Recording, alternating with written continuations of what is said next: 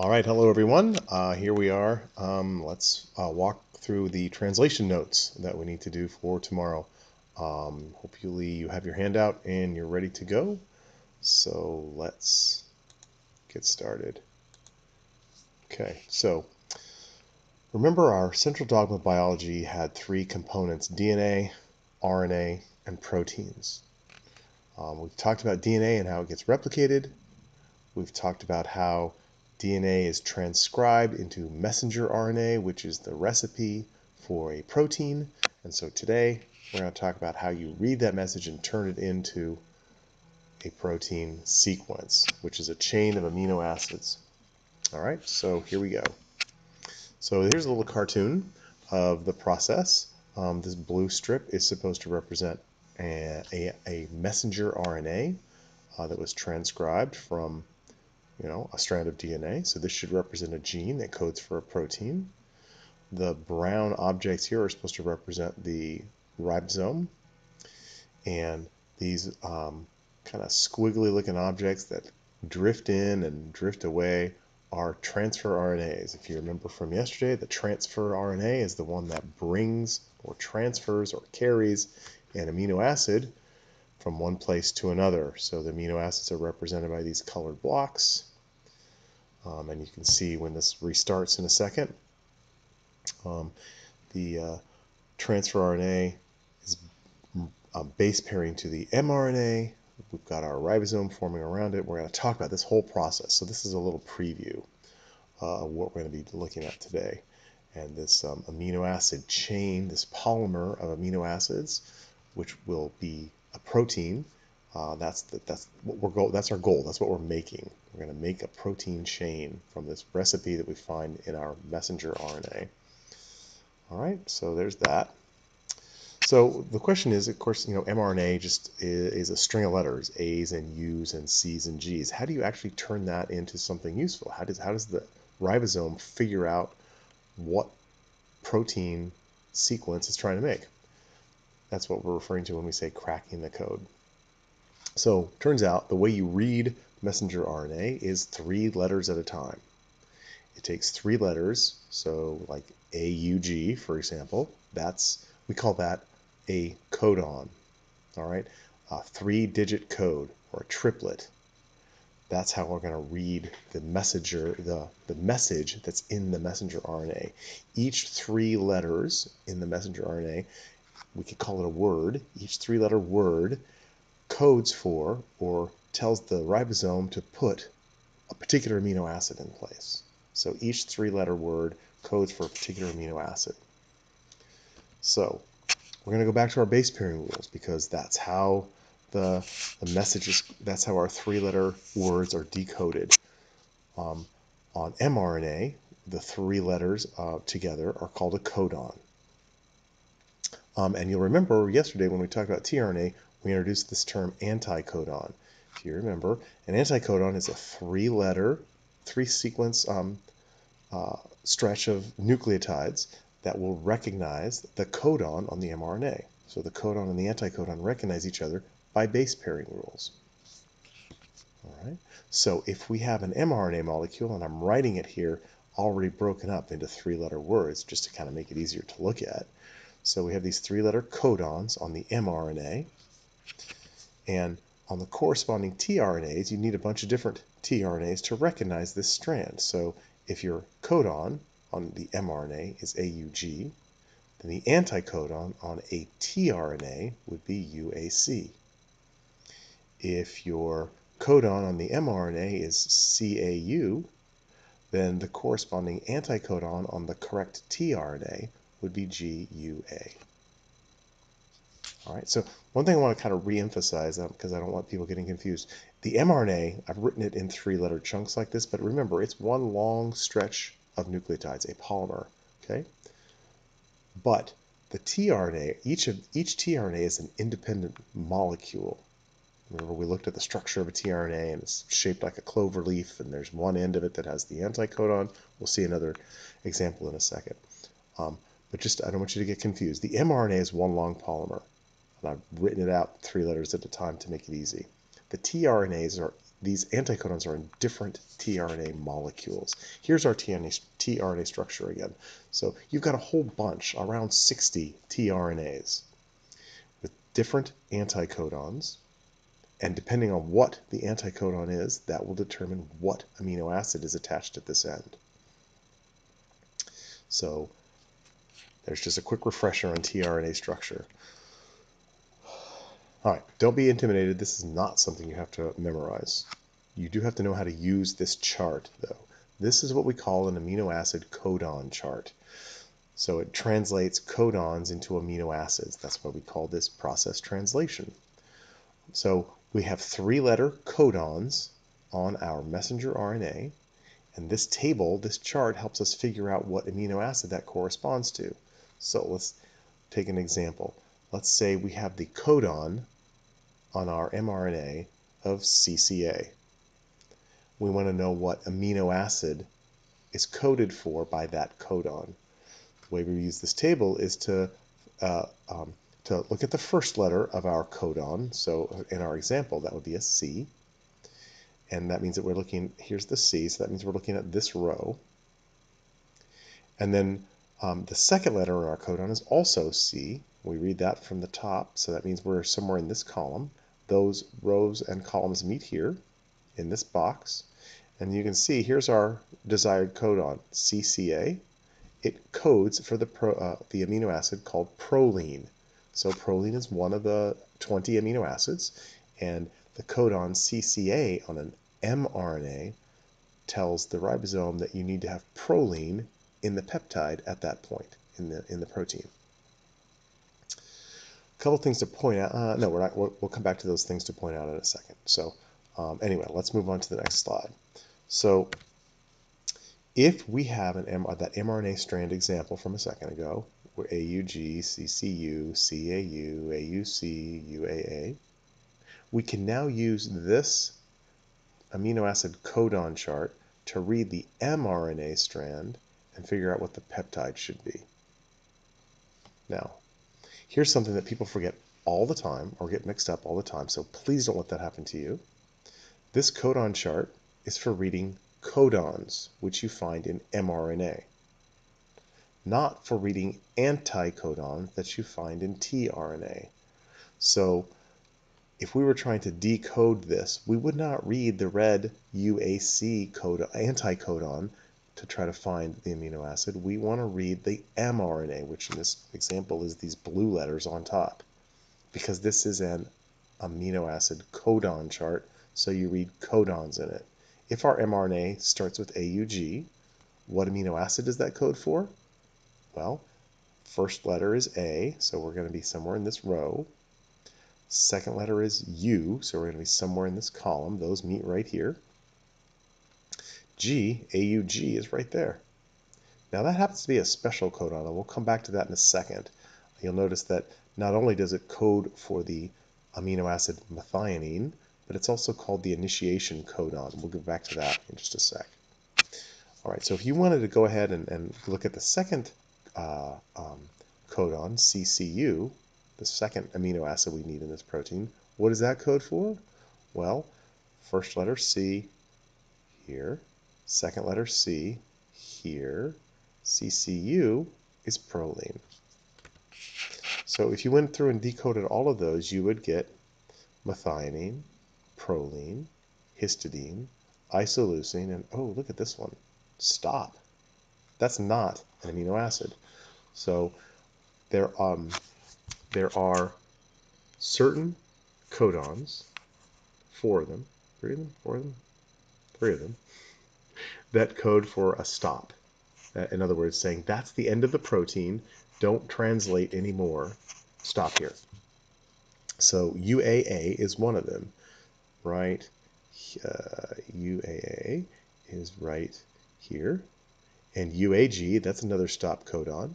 So when you're translating the protein and you get to something like UAA or UAG or UGA, that tells you, the ribosome, to stop translating at that point. That's your stop codon. Don't translate any further. All right. So you might have noticed that there are 20 amino acids, but there are actually and there are actually 64 three-letter codons that you can put together from our DNA letters I should say mRNA letters A, U, C, and G. If you put those 4 letters together, 3 at a time, you can get 64 different possibilities. But we only have 20 amino acids. So what that means is that the DNA code is degenerate. That means there's more than one way to code for the same amino acid. And the example, we've already seen a couple of examples, like proline. So if you have the codon CCU, or CCC, or CCA, or CCG, if that's what it says in the messenger RNA, that you'll always get proline. Any of those 4 will give you proline in the protein. So that's what degenerate means. There's more than one way to code for the same amino acid. And the benefit of that is if there's a mutation in the DNA and therefore a change in mRNA, you can protect yourself from a change in the protein. If you had a mutation in this particular codon and it's supposed to be CCU, but there was a mutation and that changed it to CCC, that's okay because your protein still has proline at the right spot. All right, you can see there are other examples of this, like leucine. There are actually 6 ways to code for leucine. 1, 2, 3, 4, 5, 6 different codons all give you leucine. So mutations can happen in these codons, and you can be protected. You can not disrupt the protein that you're producing because the DNA code is degenerate. So you can have some changes in a DNA sequence and not ruin your protein. So from our earlier example, let me pop back for a sec.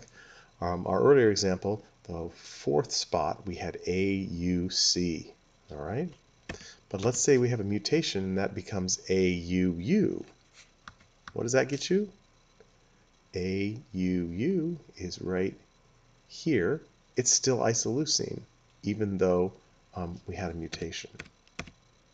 All right, so you still get the same, even though you had a change right here, and there was a mutation, you still have the same amino acid sequence being created. That's the benefit of the degeneracy of the code. All right, there are basically 3 steps to translating a protein, or to make a protein. And they are easy: initiation, elongation, and termination. We'll talk about each of those in turn. All right, initiation just means start. So there's the starting point. That's step 1. Okay. Here's your mRNA strand. Okay. The ribosome has to attach, and remember our ribosome comes in 2 pieces, a small piece and a large piece. The small piece attaches first, and the way that the ribosome knows where to start is that all proteins start with the same codon, AUG. That's the start codon. And as it turns, I'm going to pop back for a sec. Here's AUG. The start, they labeled the initiation codon. Initiation means start. So the start codon, AUG, that's how every protein starts. All right. So when the ribosome binds to the messenger RNA, it's going to bind at AUG. Okay. So the start codon is always AUG, and AUG happens to code for the amino acid methionine. So every protein starts with methionine because that's the start codon. So here's the tRNA that has methionine attached to it, and will be connecting or base pairing to the AUG, which is the start codon. The next step is elongation. So the large part of the ribosome has attached, and we have here was our start codon. Our first tRNA brought methionine into the start codon location, and that's the beginning of our amino acid chain, our protein. You notice the next 3 letters in our mRNA, the next codon was GGA. So here's GGA, and if you look at the amino acid codon chart, you know that GGA codes for an amino acid called glycine. So glycine is the second amino acid we're supposed to have in this protein, and this represents the tRNA for glycine. All right. So the tRNA anticodon will match up in this or base pair to the codon on the mRNA. And then the ribosome has a tricky little capability. It's actually an enzyme, and it can form bonds between amino acids. So right here, we have formed what's called a bond. It's actually called a peptide bond that connects one amino acid to the next amino acid.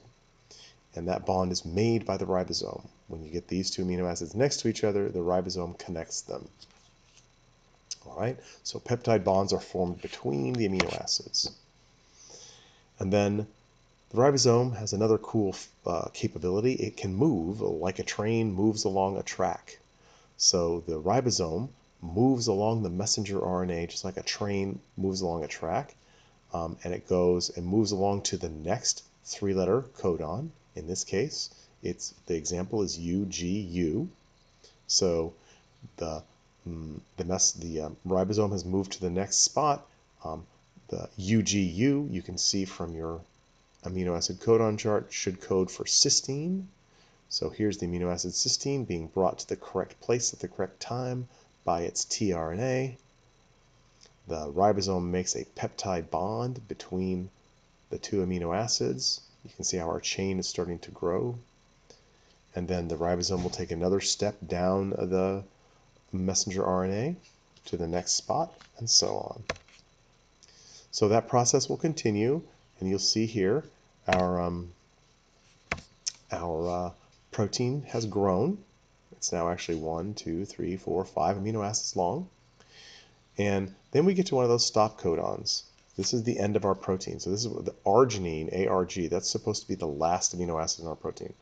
And so the codon that follows that is UAA. That's one of our stop codons. And when that happens, there is no tRNA that matches UAA. Instead, there's something called a release factor. And you can see that the release factor recognizes UAA, the stop codon, but it doesn't bring in an amino acid. So nothing is attached to arginine, to the last guy here, and so that ends the whole process. That's why it's called a stop codon. All right. So the proteins are amazingly diverse because there are 20 different amino acids. So at each position in a protein, you can have one of 20 different amino acids. Your protein doesn't have to get very long before you can see that there's an incredible amount of diversity available. So proteins can be different from one another in how long the amino acid is, how many amino acids are there, and what order are they in. Because we'll talk about this more in a few days, but each amino acid has its own unique chemical characteristics, and the amino acids will interact with one another to cause the amino acid chain to fold into different shapes and take different shapes, and that means it does different things. So the sequence of amino acids, the order that you put the amino acids in, can vary a lot. All right, that's it. Here's our terrific little animation one more time. One thing I should point out here from the animation, you'll see our ribosome has come along and the methionine is starting. This tRNA tries to bond, but it had the wrong, let's run that back. The first one that tries to bond has got the wrong anticodon and it doesn't match. And so it gets kicked out. All right. So see, GUU doesn't match AGA, and so that guy has to go away. We want to get the correct guy in here, UCU. All right. And then we create a peptide bond. Then the ribosome takes a step down the messenger RNA. We get another tRNA brought in. The ribosome makes a peptide bond, moves another step down, and so on. So I'll let that run for a second. And then you've got this nice long amino acid chain. You get to a stop codon, and you're good to go. All right, thanks for watching.